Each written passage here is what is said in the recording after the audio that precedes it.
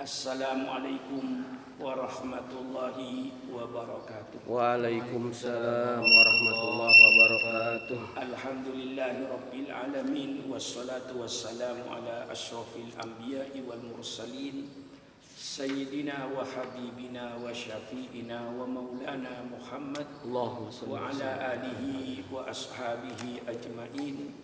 Subhanaka la ilma lana illa ma 'allamtana innaka antal alimul hakim.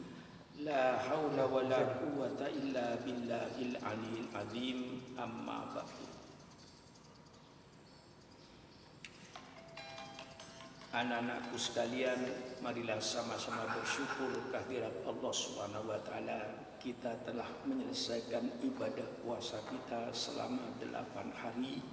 Mudah-mudahan Allah menerima segala ibadah kita, segala amal kita. Amin. Dan mudah-mudahan senantiasa kita mendapat taufik dan hidayah dari Allah Subhanahu wa taala. Amin. Saya melanjutkan dalam pembacaan kitab Ihya Ulumuddin yang selalu saya katakan untuk mengoreksi diri kita sendiri, supaya kita ada remnya sehingga kita tidak kebablas. Mudah-mudahan kitab Ihya Ulumuddin ini akan menjadi rem yang pakem bagi para ulama-ulama ini. Wa annal faizinal muqarrabin hum ulamaul akhirah wa lahum alamatun.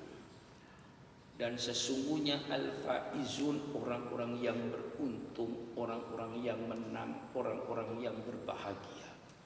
Al-muqarrabin, yang mereka dekat kepada Allah Subhanahu wa taala. Hum ulamaul akhirah, itulah mereka yang disebut ulama-ulama akhirat. Walahum, dan bagi ulama-ulama akhirat itu alamatun, ada alamat-alamatnya, tanda-tandanya.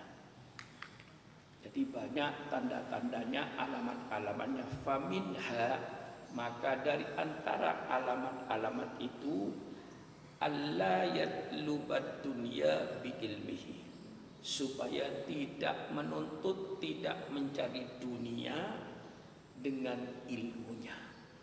Ilmunya dipergunakan untuk mencari keridhaan Allah, bukan untuk kepentingan-kepentingan dunia. Selalu saya katakan, insya Allah, Allah yang maha kaya, Allah yang maha mengetahui. Orang-orang yang niatnya untuk mencari akhirat, insya Allah dunianya akan mengikuti.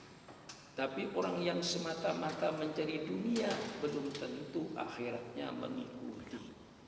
Maka di sini dikatakan faminha, maka di antara tanda-tanda ulama-ulama akhirat itu, alla yatlubu ad-dunya bi ilmihi, supaya tidak mencari dunia dengan ilmunya. Dunia yang disebutkan di sini seluruhnya yang dicela, yang dicerca itu tidak semua dunia. Dunia yang dicela itu dunia yang dipergunakan untuk melawan hukum Allah. Misalnya kekayaan. Kekayaan yang dicari bukan untuk mencari keridhaan Allah. Misalnya untuk main judi. Nah, dunia semacam itu yang dicela dalam kitab Ihya ini. Mencari dunia kekayaan, setelah kaya kerjaannya cuma berzina, main perempuan. Mencari kekayaan, setelah kaya hartanya dipergunakan untuk mabuk-mabukan, untuk main judi, untuk main perempuan, untuk mengadu orang, untuk memfitnah orang. Dengan mempergunakan hartanya semua, menyogok orang, menyuap orang, dipergunakan harta semacam itu yang dicela dalam kitab Ihya ini. Sehingga dalam hadis lain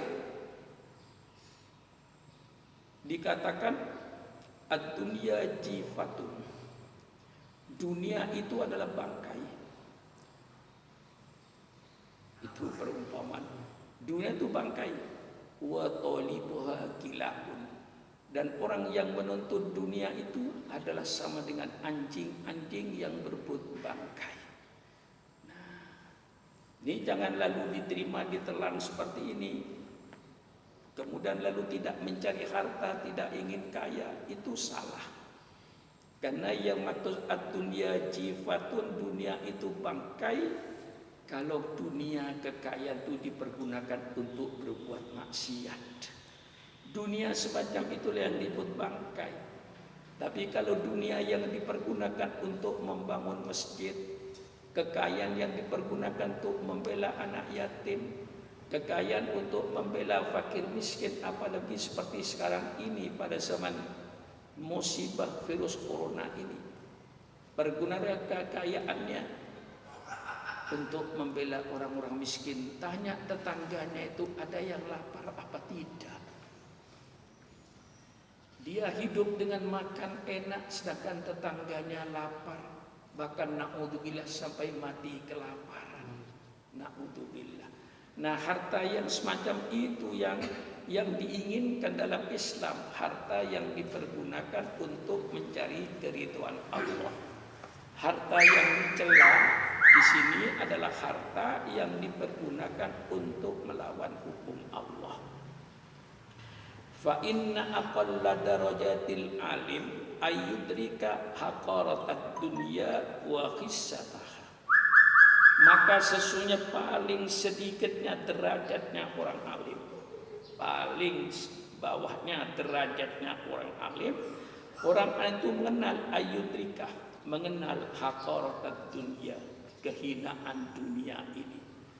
Dunia ini hina apabila dunia ini dipergunakan untuk melawan hukum Allah.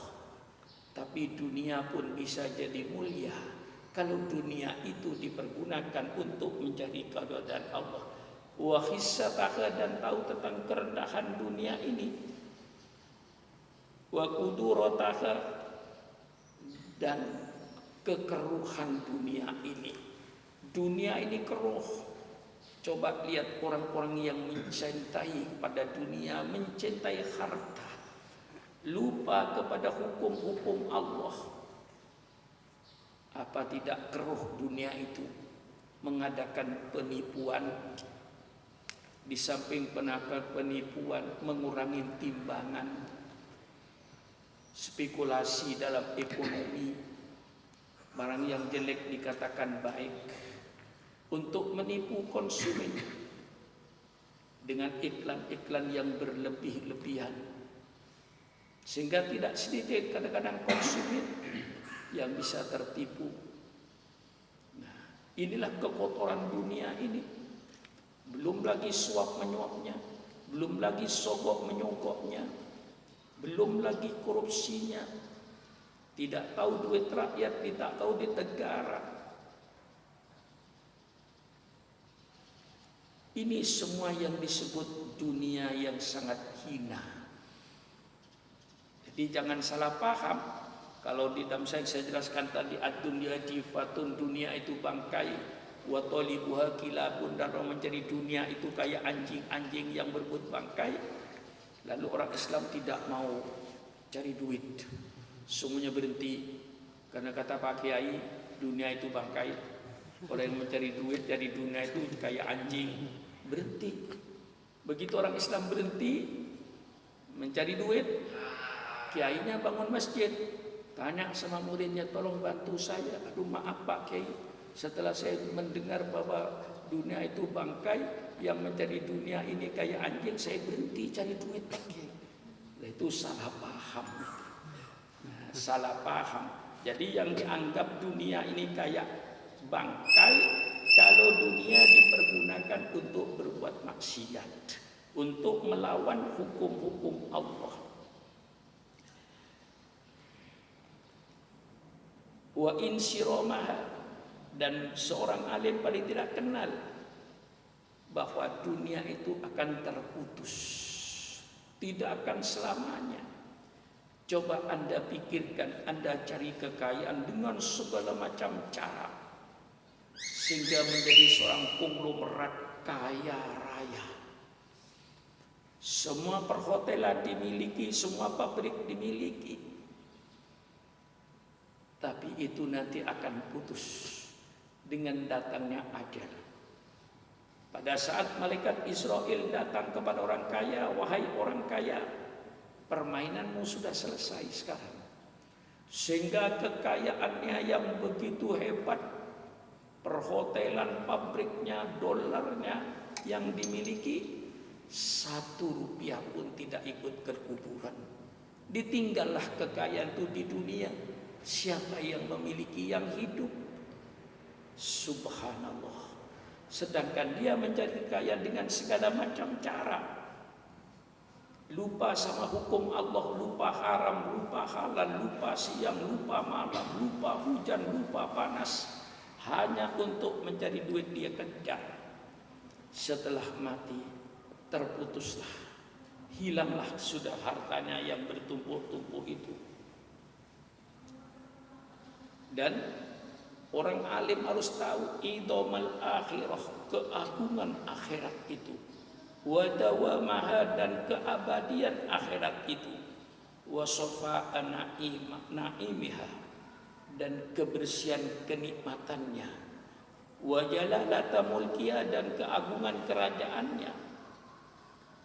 Itulah paling tidak orang alim harus menyatakan bagaimana keagungan akhirat itu. Allah ciptakan dunia yang ada ini sifatnya sementara, untuk dijadikan tempat kepada manusia untuk beramal, untuk beribadat, untuk melaksanakan perintah Allah dan menjauhi larangan Allah. Nanti ada waktunya, bahwa kiamat nanti pasti datang, dunia pasti rusak. Dunia rusak ini bukan hanya ulama, bukan hanya Al-Quran.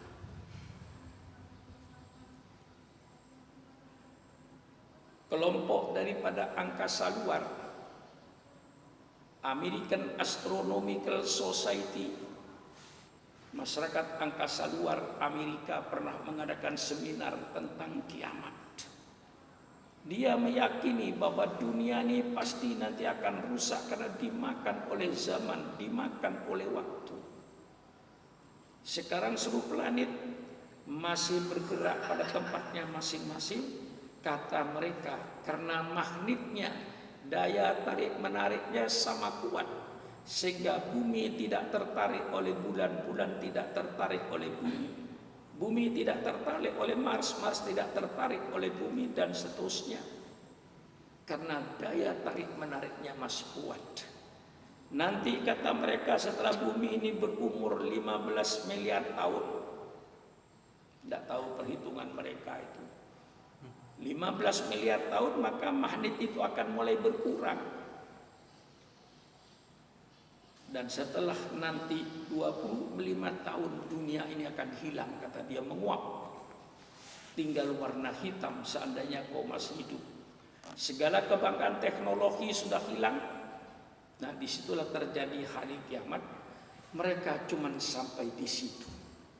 Al-Quran menjelaskan setelah itu Allah menciptakan alam baru, alam akhirat, yang nanti mereka akan dihidupkan oleh Allah yang abadi. Imma abadi di surga, na'udzubillah, ada yang abadi di neraka. Karena alam itu alam sebagai pembalasan. Nah, kita ini orang yang alim, menyadari, mengetahui idomal akhirat, keagungan akhirat nanti. Bagaimana surga yang dipersiapkan oleh Allah untuk orang-orang yang beriman, dan merasakan wadawamaha, bahwa akhirat nanti itu kekal abadi. Allah kekal, tapi akhirat dikekalkan oleh Allah. Beda antara kekal dan dikekalkan. Allah itu kekal dengan sendirinya, tapi surga dan neraka dikekalkan oleh Allah Subhanahu wa ta'ala untuk tempat kita. Wasofa anak ini, dan bersihnya kenikmatan akhirat itu. Tidak ada tipu menipu, tidak ada akal-akalan, semuanya orang hidup dengan aman dan tentram dengan segala kenikmatan yang Allah ciptakan. Wa jalalata mulkihi, dan keagungan kerajaan akhirat itu. Ini semuanya dimengerti oleh para ulama. Orang yang punya keyakinan dengan surga, orang yang punya keyakinan dengan neraka, itulah nanti akan terwujud akhlakul karimah di dunia. Karena dia ingin masuk surga, maka segala perintah Allah dia jalankan. Karena dia ingin takut kepada neraka, karena dia takut kepada neraka, semua larangan Allah akan dijauhi. Disinilah keimanan yang utuh, keimanan yang mutlak yang akan membentuk amal-amal soleh. Oleh sebab itu Allah Subhanahu wa ta'ala selalu menggandeng kata iman dengan amal soleh. Illal ladina amanu wa amilus solihat. Di mana Allah menyebut beriman mesti menyebut amal soleh, karena amal soleh merupakan manifestasi daripada iman yang ada itu. Maka tergantung manusia itu kepada kadar imannya. Yang korupsi itu beriman, yang minum minuman keras itu beriman, cuman kadar imannya yang tidak sama. Sama dengan kita kalau lihat perhiasan emas. Kalau orang yang tidak tahu emas itu sama, tapi ada emas yang 100%, kalau dulu disebut 24 karat. Ada emas 90%, ada emas 80%, ada emas 60%, dan seterusnya. Jadi iman itu ada kadarnya, tergantung kepada kadar imannya. Maka iman dengan amal soleh itu merupakan tolok ukur. Sebesar itu imanmu, sebesar itu amal solehmu. Sebesar itu amal solehmu, sebesar itulah imannya. Jadi kalau ingin tahu kita orang itu beriman apa tidak kepada Allah, kuat imannya, berapa persen imannya, lihat amalnya sehari-hari itu. Bagaimana amal dia sehari-hari? Sholat 5 waktunya, akhlaknya dengan orang lain, sopan santunnya, itu semua mencerminkan iman. Kejujurannya mencerminkan iman. Orang yang bohong, suka berdusta, itu mencerminkan kalau imannya itu cuma sekian persen, tidak 100%. Maka keyakinan kepada akhirat ini minimal menjadi keyakinan yang mutlak bagi orang-orang yang berilmu, sehingga pasti akan mengutamakan perintah Allah daripada perintah yang lain, akan menjauhkan larangan Allah daripada larangan orang lain. Jangan sampai mengutamakan perintah selain Allah daripada perintah Allah, itu musyrik. Kita selalu harus meletakkan perintah Allah di atas segala perintah, di atas segala perintah siapapun saja. Lah ini minimal orang alim mengerti ini semua. Wa ya'lam, dan orang alim tadi tahu annahuma, bahwasanya dunia dan akhirat mutadadatani, dua hal yang sangat berkebalikan, yang tidak mungkin itu disatukan. Itulah dunia dan akhirat. Orang kalau cinta kepada dunianya, mesti akhiratnya kurang. Orang yang cinta kepada akhiratnya, kadang-kadang dunianya lalu kurang. Kalau kau misalnya ardoita ihdahuma, kau rito dengan salah satunya, bisa rito dengan akhiratnya, mesti asqatat al-ukhra, maka kau tidak senang kepada yang lain. Kalau kau senang kepada dunianya, kadang-kadang tidak senang kepada akhiratnya. Nah, itu sudah pasti. Wa annahuma, karena kedua-duanya itu kakafatain mizan, seperti piringnya dua piring timbangan. Kalau satunya berat, rojat ihdahuma khaffat al-ukhra. Kalau piring yang satu berat, tentu yang satu ringan. Wa annahuma kal masyriq wal maghrib, dunia dan akhirat itu seperti barat dan timur, seperti timur dan barat. Kalau dekat kepada baratnya, jauh ke timurnya, jauh ke timurnya, dekat ke baratnya. Itulah Imam Ghazali memberikan peringatan. Wa annahuma, bahwasanya dunia dan akhirat itu kaqadaihaini, seperti dua gelas. Ahaduma mamluun wal akhar fariun, satu gelas itu penuh dengan isi, yang satu kosong. Fa bi qadri ma tasubbu minhu fil akhar hatta yamtali yafrau al haram. Sekedar berapa yang kau tuangkan ke gelas yang satunya, maka gelas yang satu pasti berkurang. Inilah dunia dan akhirat ini sangat berjauhan. Fa inna man la ya'rif haqaratad dunya, dan barang siapa yang tidak kenal dengan kehinaan dunia ini, wa qudratiha, dan kekeruannya, wa imtizati ladzatiha bi alamiyah, dan bercampurnya nikmatnya dan sakitnya. Ya, apalagi nanti sakitnya di akhirat. Di dunia kadang-kadang dunia sudah bercampur. Orang yang kadang-kadang serakah tamak, ingin kaya, ingin hidup dengan keluarganya bahagia, kemudian dia korupsi, tidak puas dengan gaji yang sudah puluhan juta, dia masih menginginkan lagi harta, ditumpuk, akhirnya ditangkap oleh KPK. Bukan kesejahteraan dengan keluarga yang dia peroleh di dunia, dia harus tidur di balik tirai besi. Alangkah hinanya dunia yang kau cari itu, membikin engkau masuk penjara, menjadi orang yang hina, karena kau yang mengejar tadi dunia yang dicari, yang dianggap oleh engkau. Begitu memperoleh dunia, nanti akan menjadi orang yang mulia. Subhanallah. Ini yang sedang terjadi, belum nanti di akhirat. Itu baru di dunia. Tumma insirama ma yasfu minha, kemudian terputusnya apa yang dia nikmati dari dunia ini. Berapa tahun Anda mau menikmati dunia ini? Katakanlah 60 tahun, katakanlah 70 tahun. Jangan Anda untuk mencari kenikmatan 60 tahun, 70 tahun, engkau akan tersiksa selama-lama jadi api neraka.